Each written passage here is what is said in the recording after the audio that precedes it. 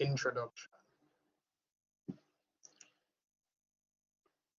Damage to internal soft tissues and organs can cause life-threatening problems. Internal bleeding can result in shock, and shock is a state of collapse of the cardiovascular system that results in inadequate delivery of blood to the organs. So in order to understand what shock is, you need to understand the process of perfusion. And when we talk about perfusion, it is the exchange of oxygen and nutrients and the removal of waste and carbon dioxide from the cells within the body in order for these cells to carry out their normal metabolic function. If the cells are unable to utilize oxygen and get nutrients, and the cells are not able to remove waste and carbon dioxide from the body, this results in low perfusion. And low perfusion is what is referred to as shock. When the body starts to pick up that the perfusion is not adequate, and the perfusion that is not adequate, it's specific to the core organs of the body, the brain, lungs, heart, kidneys. When the body picks up that perfusion is not sufficient to these areas of the body, it will redirect blood flow from peripheral areas of the body to the core organs to sustain them. And when the body starts to do that, that's where we start to see the signs and symptoms of shock. More trauma patients die from shock than from any other condition. Now, there are various causes of shock or low perfusion in the body, but ultimately, when shock occurs, if it's not corrected, it will cause the cardiovascular system to collapse. Now, the patient assessment for bleeding, shock, and soft tissue injuries. Follow the steps of the patient assessment sequence. The scene size up needs to ensure safety both for you and your partner and the patient and bystanders. You may need to halt the primary assessment if the patient is losing too much blood. So if it appears that the patient is bleeding excessively, you need to address that right away. During the secondary assessment, be alert for signs and symptoms of shock from internal or external blood loss. When performing a reassessment, watch the patient for signs and symptoms of shock. And some of the signs that you need to look out for: pale skin, poor circulation, increasing pulse rate. So when the blood pressure is too low, the blood vessels will narrow to increase the rate or the flow of blood. So the pulse rate goes up, and decrease blood pressure, which is a late finding in shock. So these are some key signs to look for: pale skin, increased pulse rate, that's a pulse rate over 100 beats per minute, and a low blood pressure. Now, standard precautions and soft tissue injuries. The concept of standard precautions assumes that all body fluids are potentially infectious. So take the appropriate measures to prevent contact with the patient's body fluids. So at minimum, wear your gloves. If appropriate, wear surgical mask and eye protection. Now, to get into shock, you need to review the circulatory system, which is very important to a patient going into shock. Now, when a patient goes into shock, is either one area of the circulatory system or a combination of areas are affected. So it's either there's something wrong with the patient's heart, is either the blood vessels are being affected, or there's not enough fluid, not enough blood or plasma to circulate. These components are referred to as the perfusion triangle. So the perfusion triangle consists of the heart, the blood vessels, and the blood. Now, the pump. The heart functions as the human circulatory system pump. So it's a pump for the body. The heart consists of 4 separate chambers. There are 2 upper chambers, which are referred to as the left and right atria. These are the atriums. They receive blood. That's their main function, to receive blood and then push that blood into the ventricles.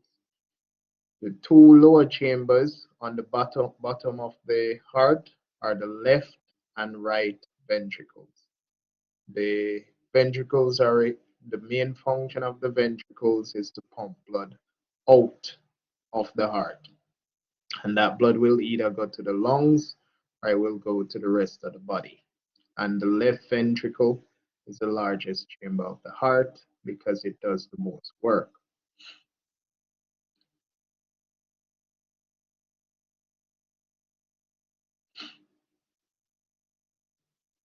Now, the pipes, the arteries carry blood away from the heart. A is for away. Arteries carry blood away from the heart with the exception of the coronary arteries, which supply the heart muscle with blood. The capillaries form a network that distributes blood to all parts of the body, and the capillaries are the connection between the smallest arteries, which is the arterioles, and the smallest veins, which is the venules. So the capillaries are the connection. Now, it is at the level of the capillary that the process of diffusion occurs. And that's the exchange of oxygen and carbon dioxide. The veins return blood from the capillaries to the heart. So veins carry blood towards the heart. And primarily, the arteries will transport oxygenated blood with the exception of the pulmonary arteries, and the veins primarily transport deoxygenated blood with the exception of the pulmonary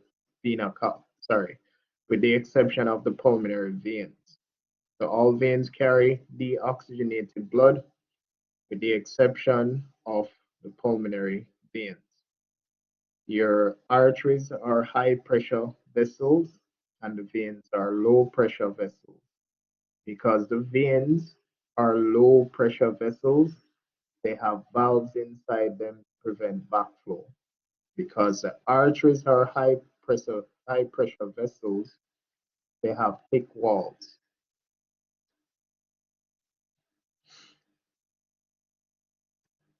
Now the fluid.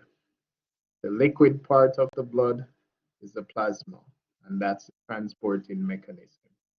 The red blood cells are important to the function of oxygenation. They require 4 oxygen molecules to be properly oxygenated. The white blood cells are necessary for dealing with bacteria and viruses or infectious or inflammation issues within the body. The platelets are important to the clotting process in the body. Now again, once one of those components are affected, whether it's the heart, the blood vessels, or the blood, it can lead to shock. So it's either the heart is badly damaged to the point that it cannot pump blood out effectively, and that causes a reduce in cardiac output, or the vessels are too dilated. When they're too dilated, the pressure inside the vessels drop, or there's not enough fluid in the vessels. Maybe the patient is bleeding excessively, or the patient has excessive diarrhea or vomiting, but they're losing either plasma or they're losing too much blood. And plasma can also be lost from severe burns. Now, the pulse. A pulse is a pressure wave generated by the pumping action of the heart. In a conscious patient, you can easily find the radial wrist pulse at the base of the thumb. If the patient appears to be in shock or is unconscious, attempt to locate the carotid pulse first. Now, shock. Shock is defined as failure of the circulatory system. And as I stated previously, it's really low perfusion or hypoperfusion. That's what shock is. The cells can't get nutrients, the cells can't get oxygen, they can't remove waste, and they can't remove carbon dioxide. And this affects the ability of the cell to generate the energy that is required for it to carry out its normal metabolic activity. Now, regardless of the cause of shock, if it is not corrected, the cardiovascular system will fail. So circulatory failure has many possible causes, but the three primary causes are either something is wrong with the heart itself, heart attack, either the pipe is not working properly, too dilated or too constricted, or there is an issue with fluid loss. Either the patient is bleeding excessively internally or externally, or plasma is being lost because the patient is vomiting excessively, has excessive diarrhea, or they have severe burns, so they're losing plasma. Now, shock can also occur if something is wrong with the respiratory system. So if the patient is not breathing properly, it can affect circulation. And if circulation is not sufficient, it can affect respiration. So breathing issues can also lead to shock. Now let's look specifically at pump failure. Cardiogenic shock. Cardiogenic shock occurs if the heart cannot pump enough blood to supply the needs of the body. In a nutshell, the heart is so damaged that it is not able to stretch effectively. And if the heart cannot stretch, because it's a muscle, if the heart cannot stretch effectively, it cannot fill up with blood sufficiently, so it won't be able to fill properly with blood, and it cannot push that blood to all the areas of the body. So if the heart is not able to stretch, it doesn't contract effectively. So it needs to be able to stretch.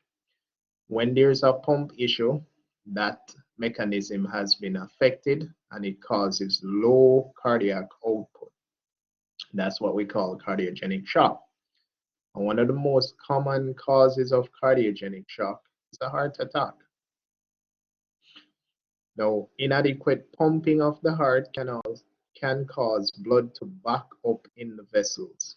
So if a patient gets a heart attack, and the pathophysiology of a heart attack is a patient that has a lot of plaque or cholesterol building up in the arteries, and they develop high blood pressure over a period of time, and the increase in blood flow can cause a piece of that plaque or fatty substance to be torn off, and it occludes the vessel, specifically the coronary artery.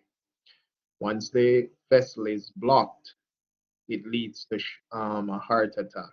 So if no blood can pass through the coronary vessel, that's how the patient is going to get a heart attack.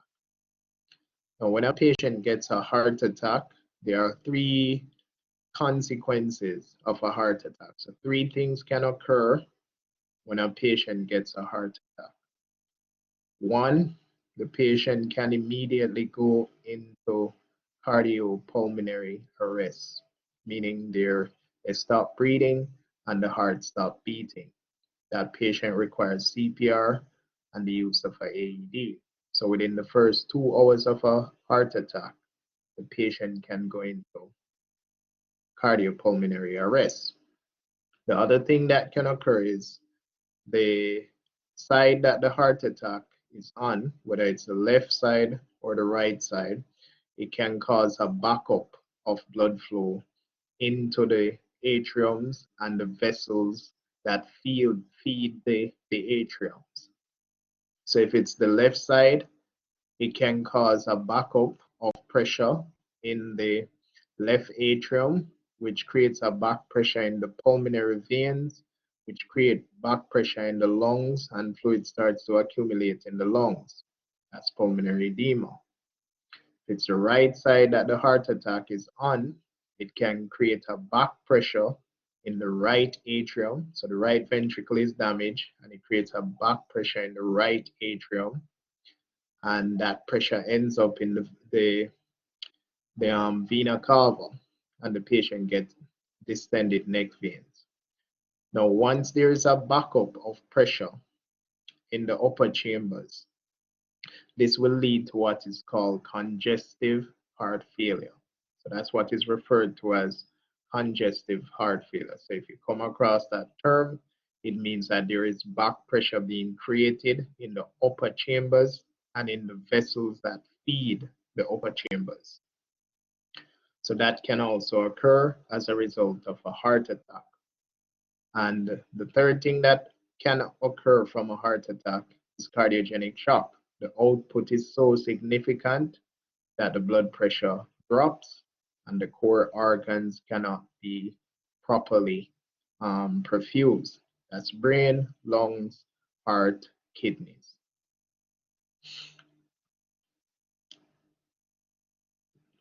So that's pump failure. With pipe failure, the main issue with pipe failure is the blood vessels are too dilated.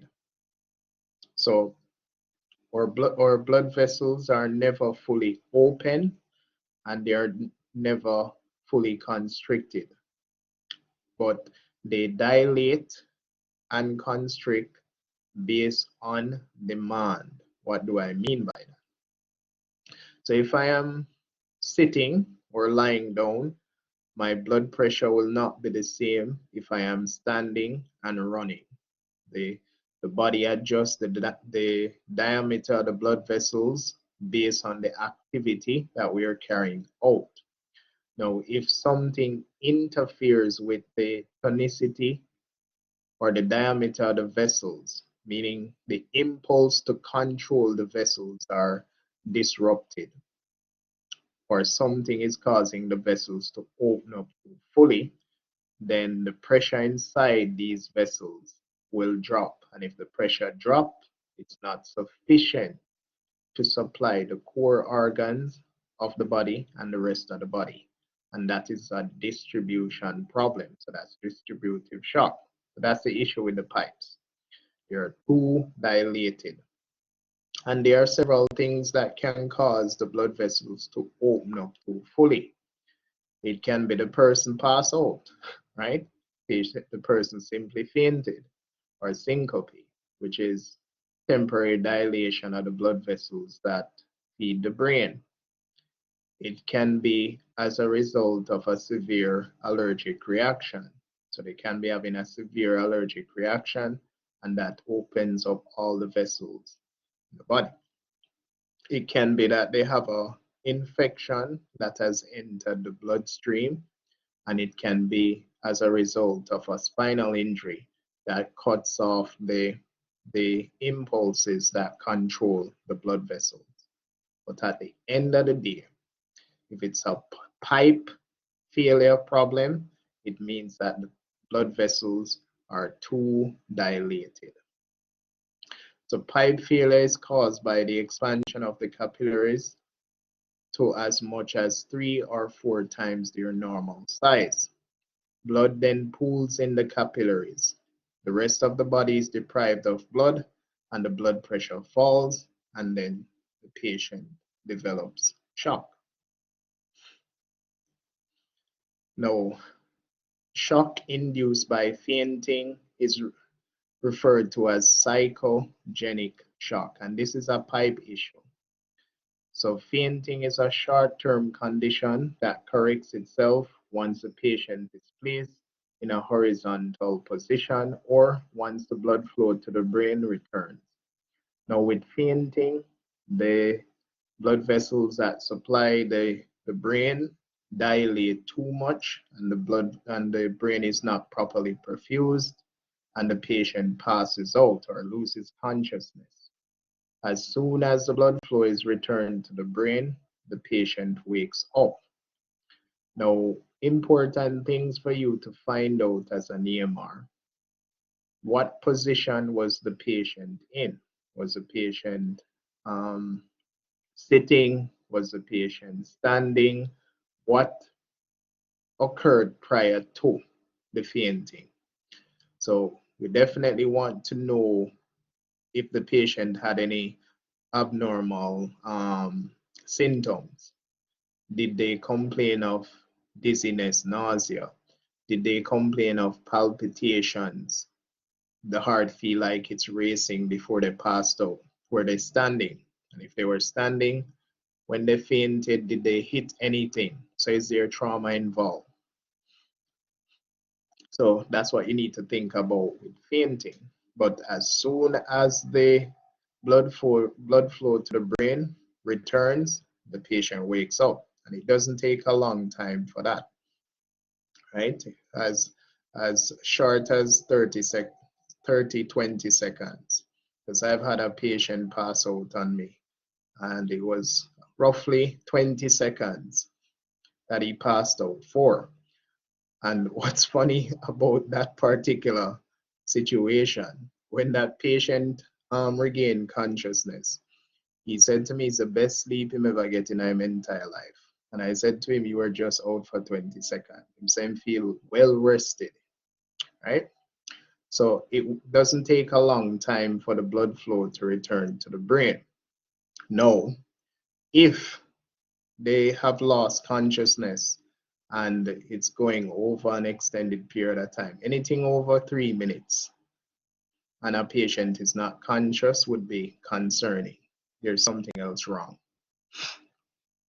Once you start to get into the 4-minute window and they're not regaining consciousness, you may have a serious issue on your hand. So that's psychogenic shock. With anaphylactic shock, it's a severe allergic reaction or extreme allergic reaction. So when there's a severe allergic reaction, the body is exposed to an allergen at a systemic level, meaning it enters the bloodstream. And one of the things that occurs when allergens enter the bloodstream is the body starts to produce histamine. And one of the reactions that will occur from the body producing histamine is the ear passage locks up and the blood vessels become too dilated. So when the body starts to produce too much histamine, it causes the ear passage to constrict and it causes the blood vessels to dilate. So a patient in anaphylactic shock cannot breathe and their blood pressure is too low because the blood vessels are too dilated. And an allergen can enter via inhalation, injection, ingestion, or absorption. Now, once a patient is experiencing anaphylactic shock, the only thing that can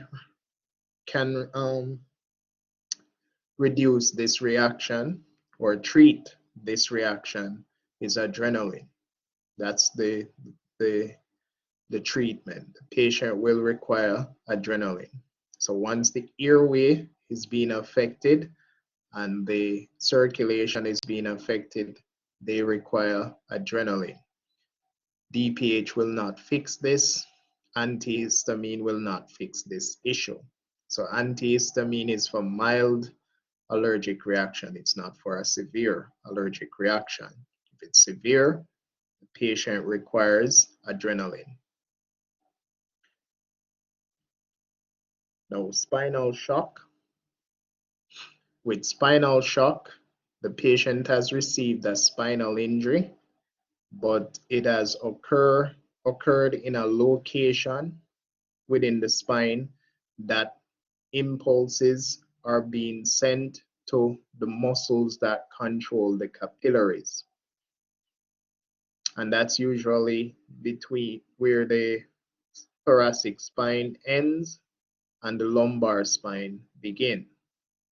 So the injury is affecting the impulses in that area, and the impulses that control the muscles of the capillaries are no longer stimulated. So in other words, the body cannot produce adrenaline, which is important to the blood vessels within the body. It's adrenaline and noradrenaline. Body can't produce it. And when the body is not able to stimulate the muscles of the capillaries, then they just open up. So if they are not being controlled, they open up. And when they open up too significantly, the pressure inside these vessels will fall, and then the blood pressure is not adequate to support the brain, the lungs, the kidneys, and the patient goes into spinal shock. It is called spinal shock because it is from a spinal injury, and this would be a long-term issue. So it's not short-term like psychogenic shock. The spinal shock may occur in patients who have sustained a spinal cord injury. The injury allows the capillaries to expand and blood pools below the level of the injury. The brain, heart, lungs, and other vital organs are deprived of blood, resulting in shock.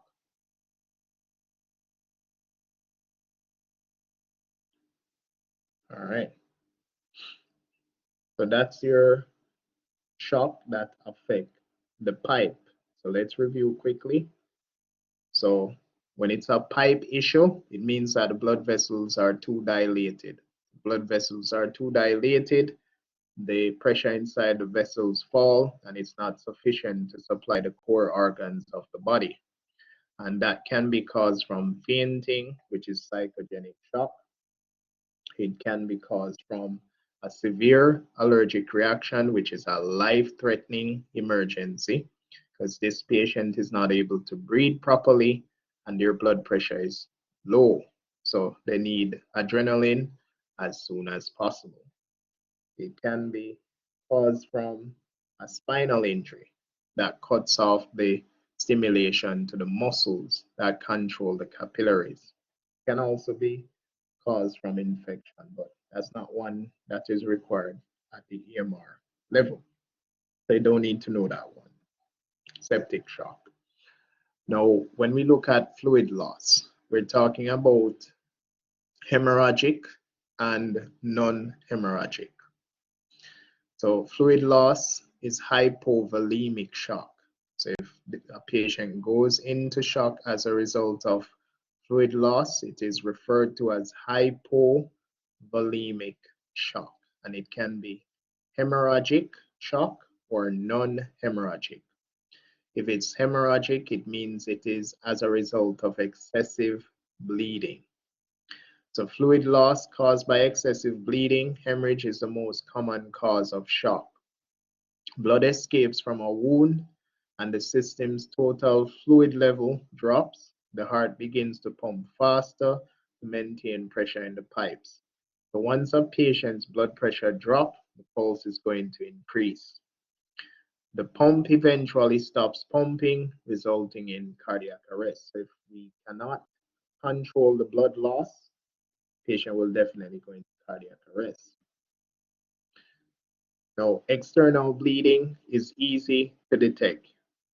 With internal bleeding, the bleeding cannot be seen, but you may see these signs. So these are signs of internal bleeding: bruising, swelling, rigidity in the affected area, severe pain in the immediate area.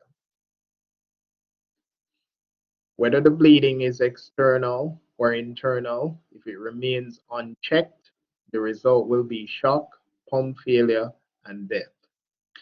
An average adult has about 12 points, that's 5.7 liters of blood circulating in the system. The loss of 2 or more pints can lead to shock. Matter of fact, if a patient loses 500 mils of blood in a short space of time, they can actually start to show signs of shock. Now, signs and symptoms of shock. Shock deprives the body of sufficient blood to function normally.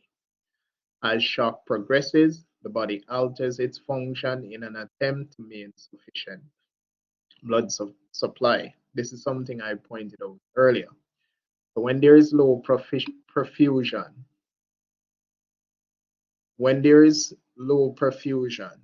if if the core organs are not properly perfused, the body is going to redirect blood flow from areas of the body that can go without blood for longer periods and direct that blood flow to the core organs: the brain, the lungs, the heart, the kidneys. And that is what produces the signs and symptoms of shock. So signs and symptoms of shock include confusion, restlessness or anxiety, cold, clammy, sweaty, pale skin. Rapid breathing, rapid weak pulse, increased capillary refill time, so it's outside of the 2 seconds, nausea and vomiting, weakness or fainting, thirst.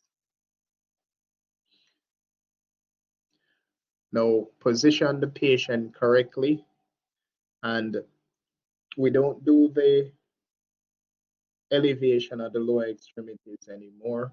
So just keep the patient flat, keep them warm. Don't give anything by mouth. If you have oxygen available, give them oxygen. Make sure that if they're bleeding, the bleeding is under control, but no elevation. That's no longer practice.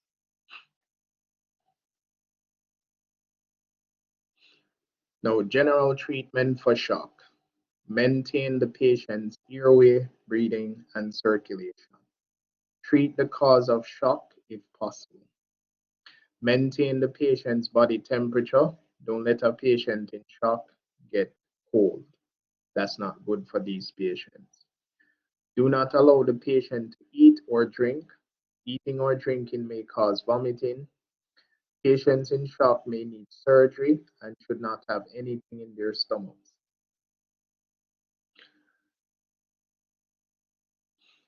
Assist with other treatments.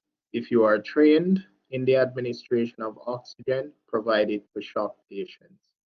AEMTs or paramedics can administer intravenous IV fluids, and they can administer certain medications as well. Arrange for transport as soon as possible. These patients will require rapid transport. Now, treatment for shock caused by pump failure. Pump failure is a serious condition. Proper treatment and prompt transport by ambulance to an appropriate medical facility will give these patients their best chance for survival. Treatment of anaphylactic shock. Transport as soon as possible. Some patients may carry an epinephrine auto-injector. Support the patient's thigh and place the tip of the auto-injector against the outer thigh. And epinephrine is the same as adrenaline. It's the same thing. Push the auto-injector firmly against the thigh and hold it in place for several seconds, usually 10 seconds.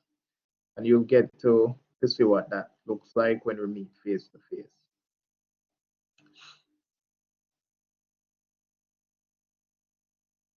Now, shock caused by internal blood loss, bleeding from stomach ulcers, ruptured blood vessels, or tumors can cause internal bleeding and shock. Patients with internal bleeding may exhibit coughing or vomiting of blood, and if a patient is coughing up blood, it's coming from the lungs. If the patient is vomiting up blood, it's coming from the intestines. Abdominal tenderness may be present, rigidity, bruising, distension, rectal bleeding, vaginal bleeding.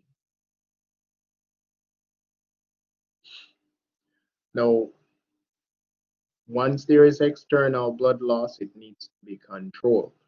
And it can be from the capillaries, it can be from the veins, and it can be from the arteries. So capillary bleeding is slow and it oozes, so it will stop on its own. Venous bleeding is steady flow, and it is usually dark blue in its color. Can be significant depending on the type of vessel and where the vessel is located. Arterial bleeding is bright red and it spurts because it mimics the contraction of the heart. So arterial bleeding would be the most difficult to control. So capillary bleeding, most common type of external blood loss. The blood oozes out, apply direct pressure to the site. For venous bleeding, this is the second most common type. This bleeding has a steady flow. Apply direct pressure for at least 5 minutes. Hold direct pressure. For arterial bleeding, this is the most serious type of bleeding. Arterial blood spurts or surges with each heartbeat. Exert direct pressure and maintain pressure until EMS arrives. So this is going to be the one that's pretty difficult to control. So direct pressure. Place a dry, sterile dressing directly on the wound and press with a gloved hand. Wrap the dressing and wound snugly with a roller gauze, preferably a roller crepe bandage, not an elastic. We don't want to create too much pressure in the area. Do not remove a dressing after you apply it. So if you put on a dressing and bleeding starts to seep through that dressing, don't remove it. Put another dressing and then bandage. Now you may have to create a little tension with the bandage, which I'll show you how to do that face to face. Elevation, if direct pressure does not stop the bleeding, so we can elevate if direct pressure does not stop external bleeding from an extremity. Elevate the injured arm or leg as you maintain direct pressure. And we will do this if there is no contraindication. Tourniquets, which is a last resort. Now, tourniquets are indicated only in situations where extremity bleeding cannot be controlled by direct pressure or elevation. And you cannot apply a tourniquet if you have not received proper training in its application and your medical director has not approved its use. So you cannot put on a tourniquet from watching a video on YouTube. That's not how it works. There are certain things that you need to understand about its application and why it is done a particular way. So don't go there and decide that you're going to put on a tourniquet because you saw it on a slide in a presentation that Mr. Rufus covered. You must receive proper training. It must be within a written guideline. Medical director must approve it. And you have to go through a workshop because you have commercial tourniquets, you have improvised tourniquets, and you have other methods of creating a tourniquet. So you have to be familiar with all three. If a tourniquet is not applied properly, it can cause damage, long-term damage. And if it is not removed properly, it can also cause issues. Now, in Jamaica, we definitely need to implement some type of training program for civilians because trauma is the percentage of trauma in the island is pretty significant. A lot of persons are dying from trauma and road traffic accidents in Jamaica. So it would be wise for the Ministry of Health to look at a program that focuses on teaching persons how to control bleeding and treat for shock. Like a program that is similar to doing a CPR course. I'm not talking about first aid. I'm talking about a course that specifically focuses on bleeding control, because there are a lot of persons that are dying before they reach the hospital because they simply bleed out. And tourniquet application would be wise for the civilians as well, but it has to be done properly, and there has to be proper regulations and all of that. But let's see what happens as we go forward. But it would be beneficial for Jamaica to implement that type of program. The level of trauma deaths in the country is pretty high, and it's costing the country a lot of money. A lot.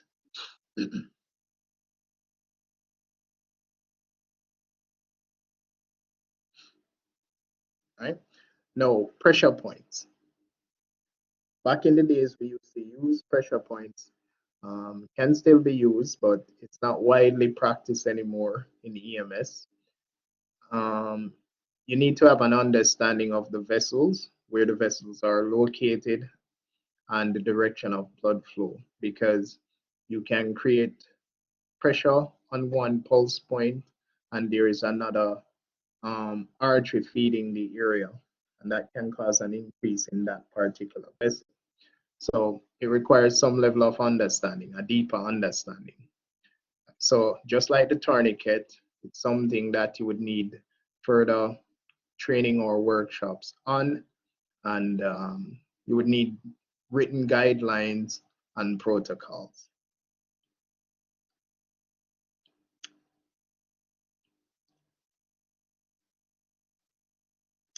Now, standard precautions and bleeding control. Wear nitrile or latex gloves whenever you might come in contact with a patient's blood or body fluids, and most agencies, it's nitrile gloves. Latex is no longer being used in EMS. If you do get blood on your hands, wash it off as soon as possible with soap and water. If you cannot wash your hands, use a waterless hand cleaning solution that contains an effective germ killing agent. Now let's look specifically at wounds.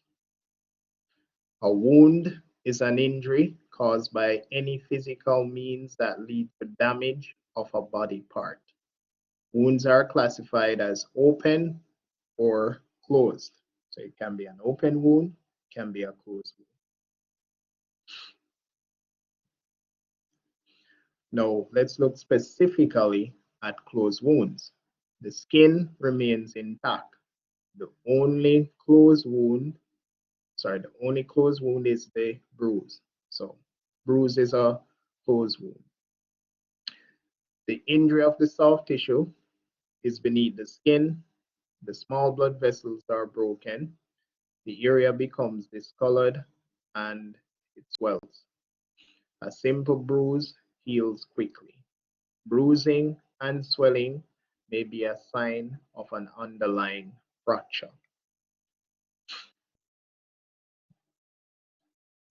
Now, the open wound. An open wound results in a break in the skin. The first one we're going to look at is the abrasion. Abrasion is basically what we call a scrape, road rash, or rug burn. It occurs when the skin is rubbed across a rough surface. So it's really the top layer of the skin damage and the capillaries start to bleed. That's an abrasion. And here's a picture of what it looks like. So top layer of the skin, what is being affected. Now puncture. A puncture occurs when a sharp object penetrates the skin.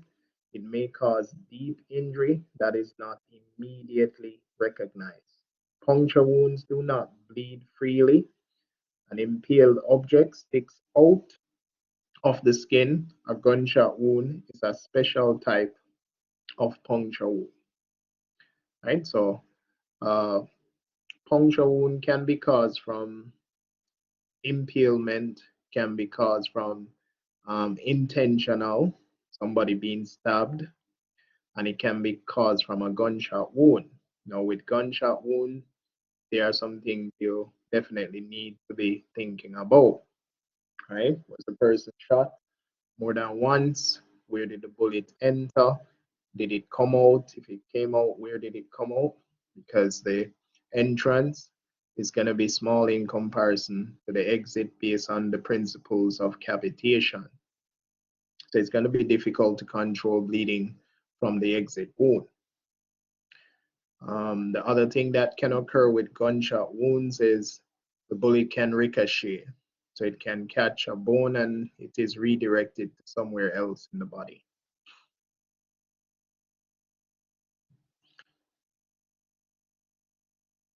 And there's a picture of that impaled object.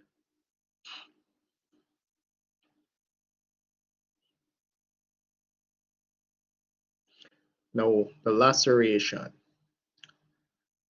The laceration is the most common type of open wound, commonly called a cut. Minor lacerations may require little care. Large laceration can cause extensive bleeding and even be life-threatening, especially if it's a gaping laceration where a chunk of the skin is removed and the artery has been damaged significantly. And here's a picture. This is a nice picture because it depicts different depths. Right? Depending on how deep the laceration goes, that will determine how difficult the bleeding control will be. And depending on how deep the wound is, you may have to pack the wound with dressings to create enough pressure on the vessel that's bleeding.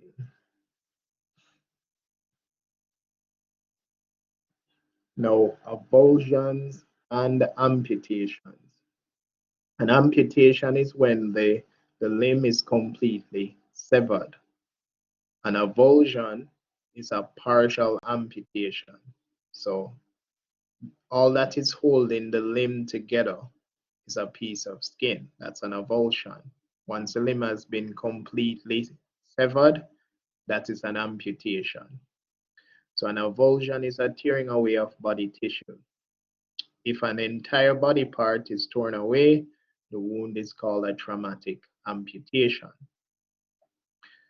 Amputated parts should be located, placed in a clean plastic bag and kept cool, and taken to the hospital for possible reattachment.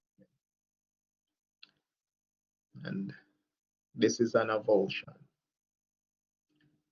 This is an avulsion.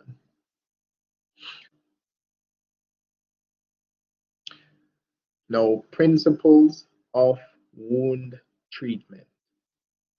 Very minor bruises need no treatment. Other closed wounds should be treated by applying ice and gentle compression. So ice, gentle compression, and elevating the injured part. Rest, ice, compress, elevation, RICE. Or some books will say RICE is rest, ice, compression, elevation, splinting. Now, splint all major contusions. Stop bleeding as quickly as possible using the cleanest dressing available. Now, dressing and bandaging wounds. Dressing and bandaging are applied to control bleeding, to prevent further contamination, to immobilize injured area, and to prevent the movement of impaled objects. And when it comes to wound management, your primary responsibility is going to be control bleeding. Secondary, you think about infection. Primary responsibility, control blood loss. Secondary, think about infection. Now, dressings. A dressing is an object that is placed directly on a wound to control bleeding and prevent further contamination. The dressings go directly on wounds, and bandages hold dressings in place. So once a dressing is in place, apply firm direct manual pressure on it to stop any bleeding. The three most common sizes are 4x4 gauze squares, 5x9 heavier pads, and 10x30 trauma dressings. Based on how badly the wound is bleeding will determine what size dressing is appropriate.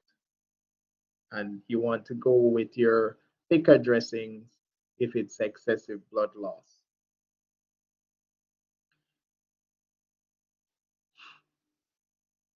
Now, if bleeding continues after you have applied a compression dressing, put additional gauze pads over the original dressing.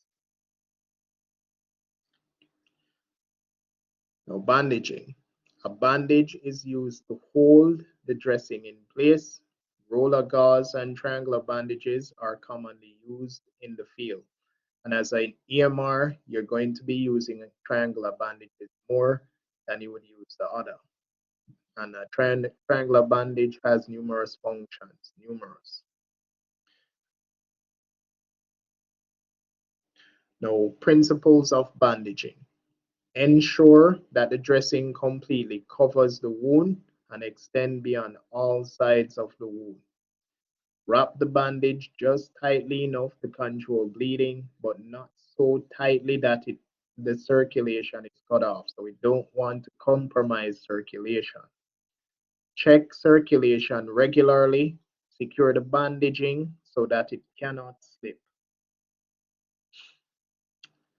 Standard precautions techniques for EMR: wear gloves to avoid contact with the patient's blood. Nitrile or latex. Nitrile is the gold standard. Can be stored on top of your EMR life support kit or in a pouch on your belt.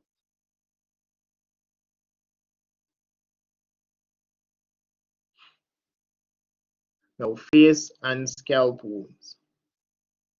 A relatively small laceration to the face and scalp can result in large amounts of bleeding because the face and scalp is highly vascular. You can control almost all facial or scalp bleeding by applying direct manual pressure. Direct pressure compresses the blood vessels against the skull and stops bleeding. And that is what that would look like. Now, when you're going to bandage the head, if you suspect that the patient has a head or spine injury, do not wrap the bandage too tight. Wrap it enough to keep the dressing in place because there will be swelling. If you suspect that there is a head injury or spinal injury and you can see blood and fluid coming out of the nose and nose and ears, do not try and control that blood loss. Do not try and control that. It's possible the patient has a cracked skull.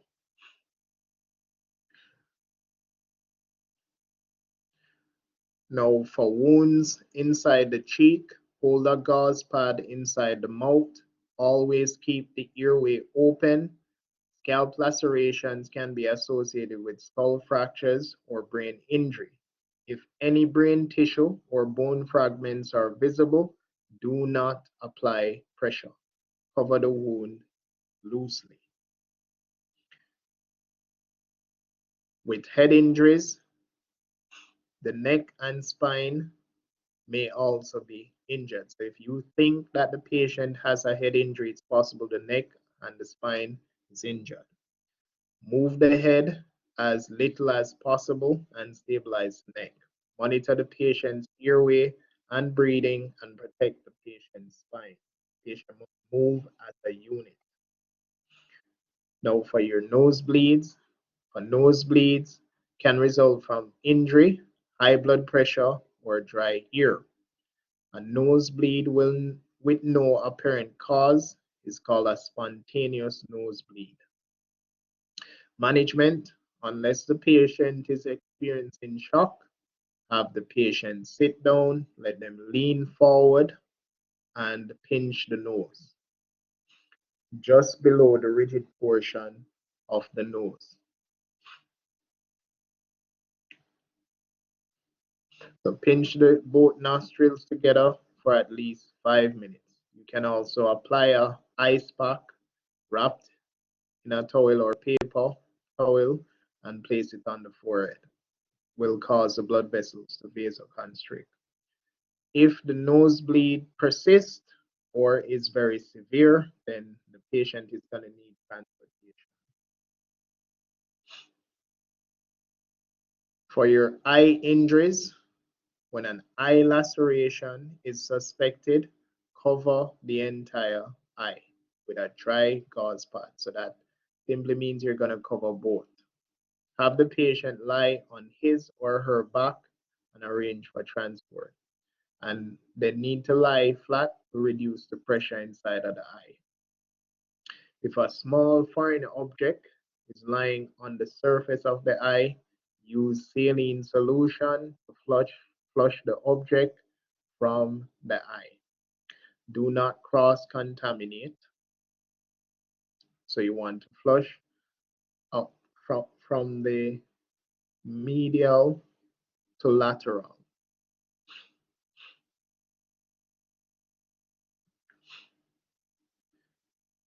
For impaled objects, immediately place the patient on his or her back. Again, we're putting them flat to reduce the pressure inside of the eye.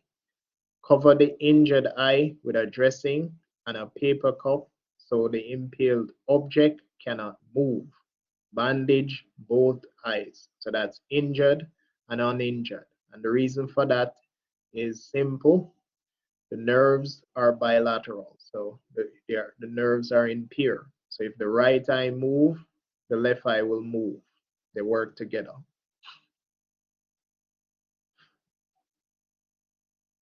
Now, for your neck wounds, use direct pressure to control bleeding. Once bleeding is controlled, dress the neck.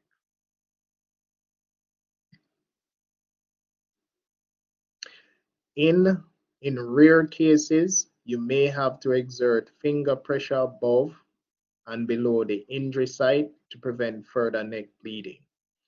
Major trauma to the neck may be associated with airway problems and with neck fracture or spinal cord injury. Your focus is going to be to maintain the patient's airway and stabilize the patient's head and neck. Now for chest and back wounds. Place the patient with a chest injury in a comfortable position. If a lung is punctured, air can escape and the lung will collapse. The patient may cough up bright red blood. Cover the open chest wound with an airtight material, that's occlusive dressing, and administer oxygen if it is available and you have the proper training. Now, chest wounds may damage the heart. Seal the wound and monitor the ABCs. Treat the patient for shock and perform CPR if necessary. If the patient's breathing becomes more labored after you seal the wound, remove the seal briefly to allow excess air to escape and reseal the wound.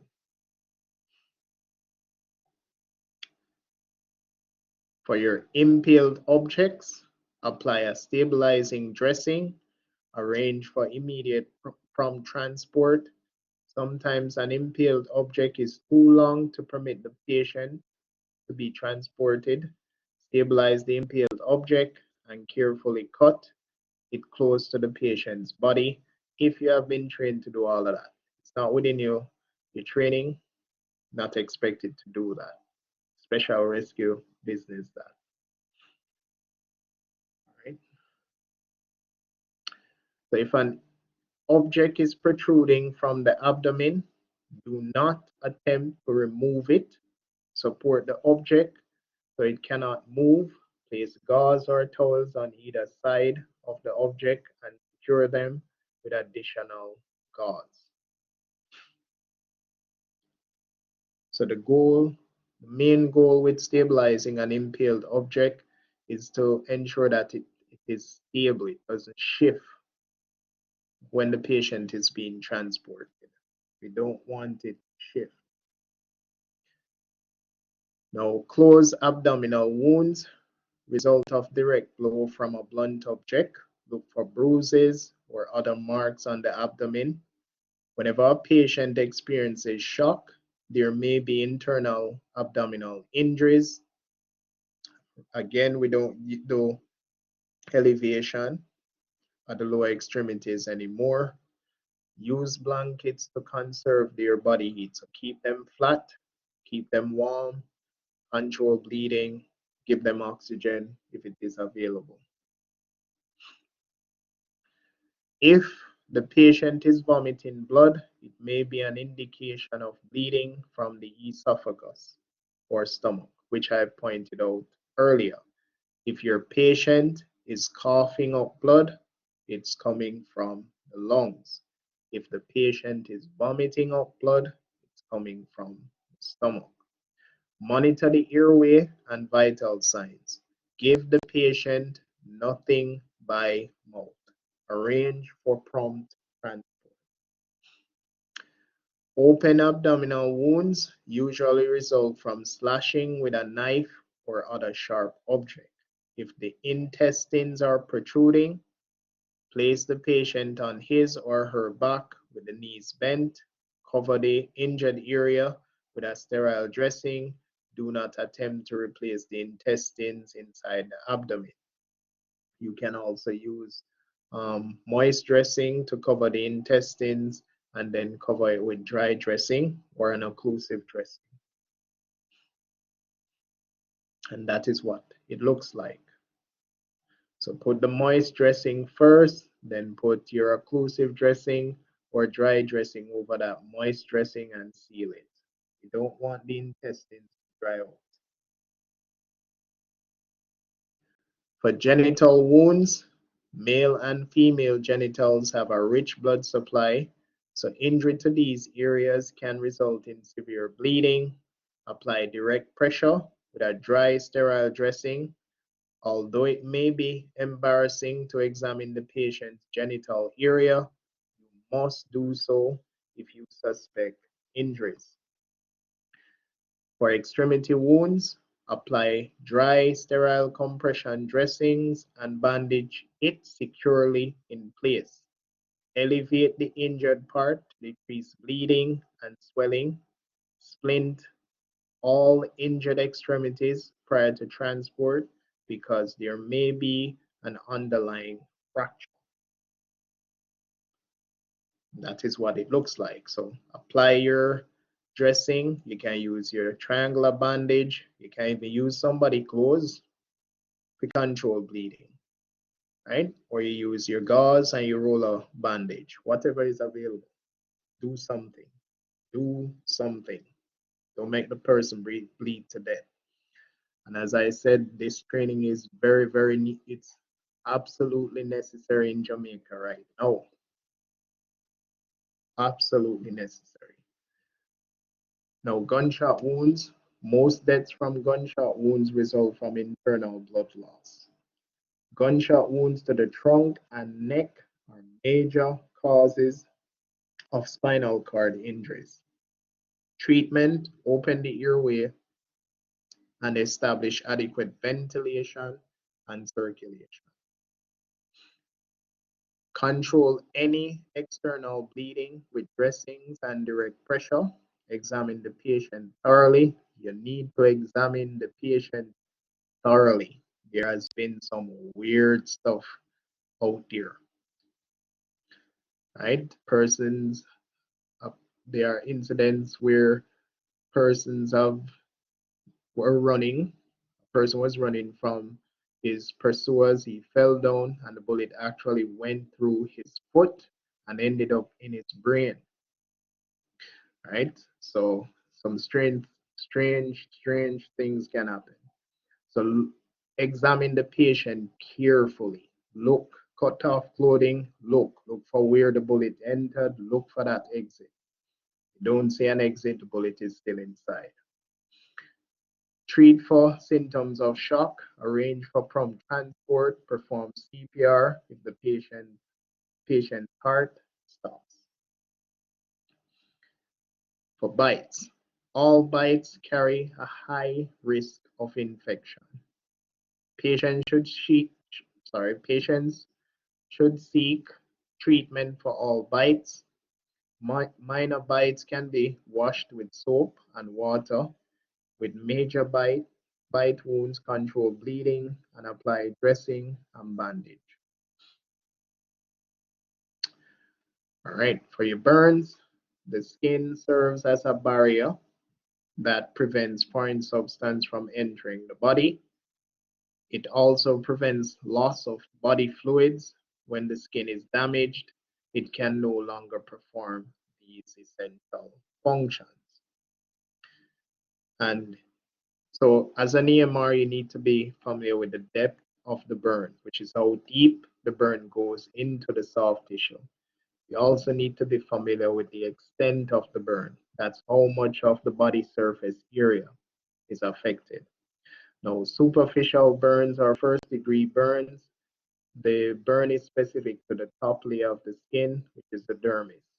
So it's reddened and painful. The injury is confined to the dermis, and the patient experiences minor to moderate pain. In EMS, we only consider second degree and third degree, or partial thickness and full thickness burns. So partial thickness burns is the second degree burns. Do not damage the deepest layer of the skin, but it certainly affects the epidermis and the dermis. And let me just backtrack. So the superficial affects the epidermis. The partial thickness affects the epidermis and the dermal layer of the skin. So that's the top and middle layer. Do not damage the deep layer, so it doesn't end up in the soft tissues. It doesn't affect the bones. Blisters may be present. Fluid loss and moderate to severe pain is possible. Usually heal within 2 to 3 weeks under the right circumstances. So when a patient has a severe burn, if they die immediately from that severe burn, it's because of airway problems. If they die after, it's going to be because of infection. And in Jamaica, we don't have the facilities to deal with severe burns. So these patients don't do very well in Jamaica.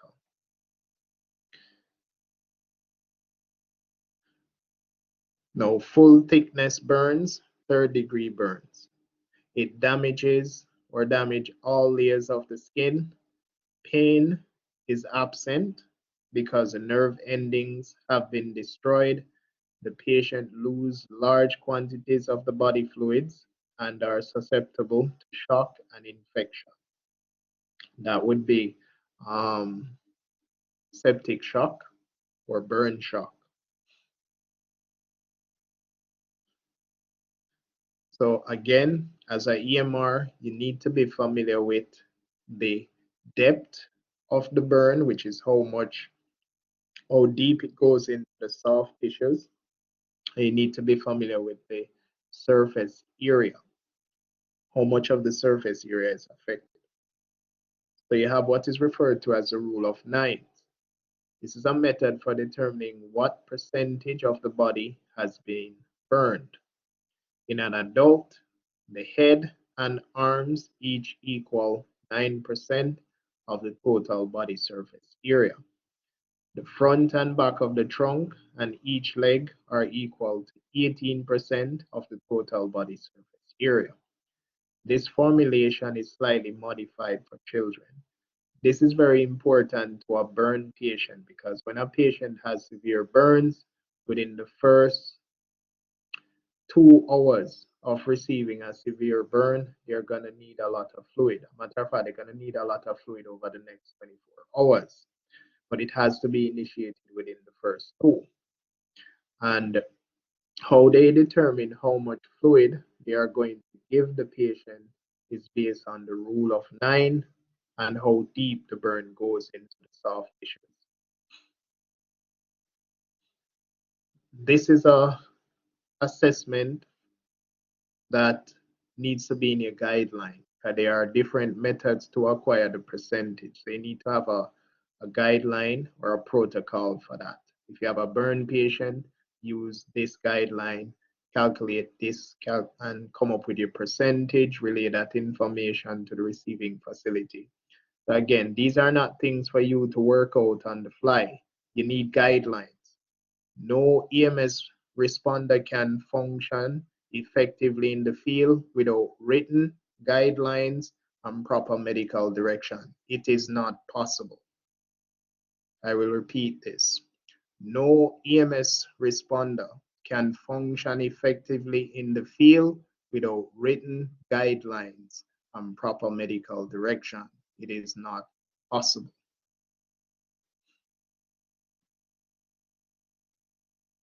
So that would be your rule of 9. Now, the cause or type of burns. You have thermal burns, which is caused by heat. Place the burn area in clean, cold water. Now, I won't tell you that you should submerge the burn. What I will tell you to do is run tepid water or pipe water over the burn if it's a thermal burn, and usually 4 minutes is sufficient. So it doesn't have to be over an extended period of time, right? So we need to eliminate the burning process. So if this patient has on clothing that you see smoke coming from, it needs to be cut off. Cut that clothing off the patient. If an area is sticking to the patient, cut around it. Separate their digits. So if it's the hand, separate the fingers with gauze. If it's the foot, separate the toes with gauze. And we will run water on the patient for 4 minutes. No longer than 4. 4 minutes is sufficient to cool a thermal burn. If you go longer than that, your patient is going to start to develop hypothermia. That's not good for a burn patient. That's going to affect circulation significantly.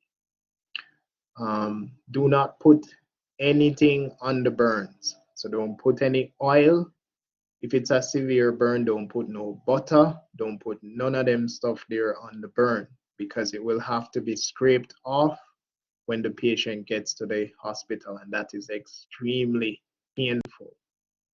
So don't do that, please. Right, so I don't recommend submersion. I recommend running water on the area.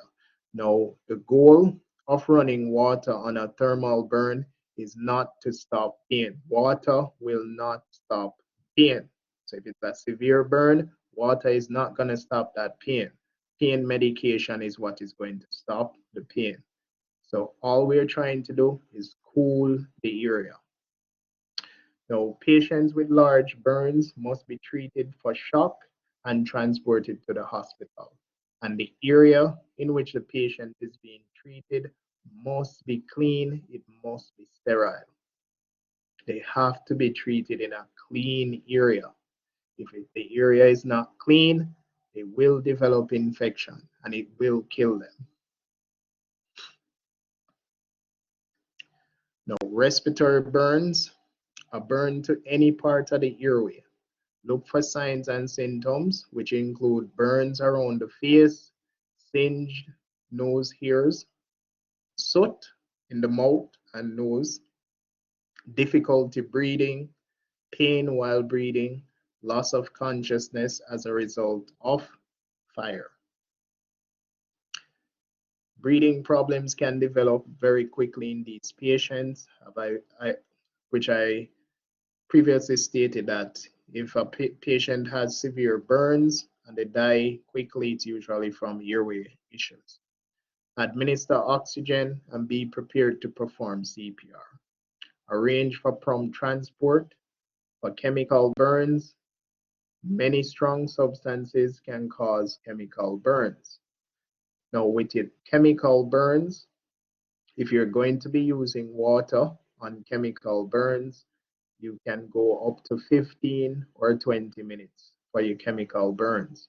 We're trying to dilute that chemical. And there are some chemicals in which you cannot immediately put water on it because it will react to the water. So we need to know what the chemical was. Certain chemicals have specific treatment requirements. So a hazmat team might be necessary to guide the management. For dry chemicals, you want to brush dry chemicals off before putting water on.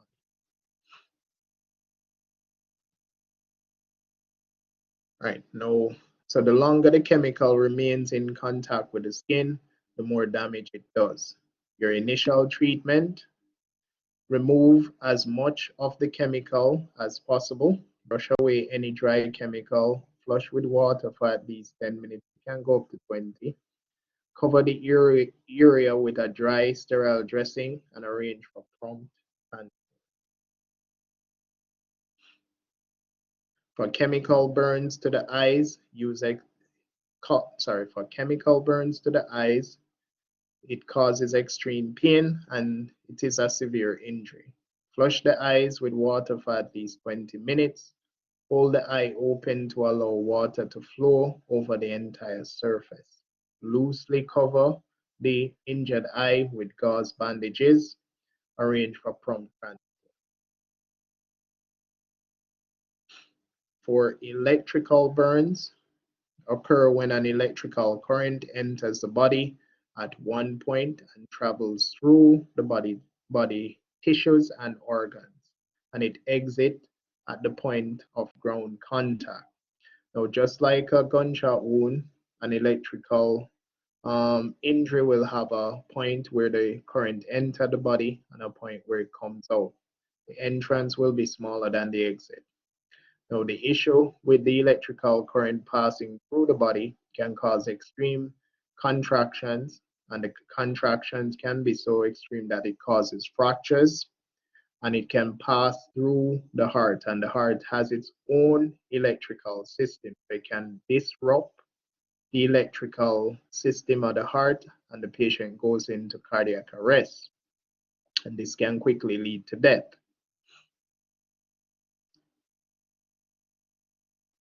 Be certain that a patient is not still in contact with the electrical power source before you touch or treat him or her. Call for assistance from the power company or from a qualified rescue squad. Monitor the ABCs of electrical burn patients and arrange for prompt transport.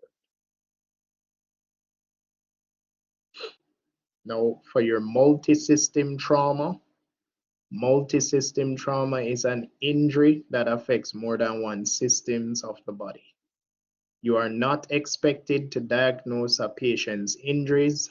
Several body systems may be injured in situations that involve significant trauma. Be alert for signs and symptoms of injuries. Be alert for signs and symptoms of injuries. So we're not expecting you to deal with this patient by yourself. Certainly, this is not a patient you can manage on your own.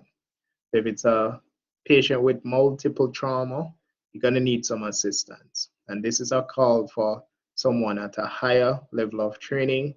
Your role should be assisting with equipment, assisting to log roll, assisting to stabilize, assisting to manage the airway, stuff like that.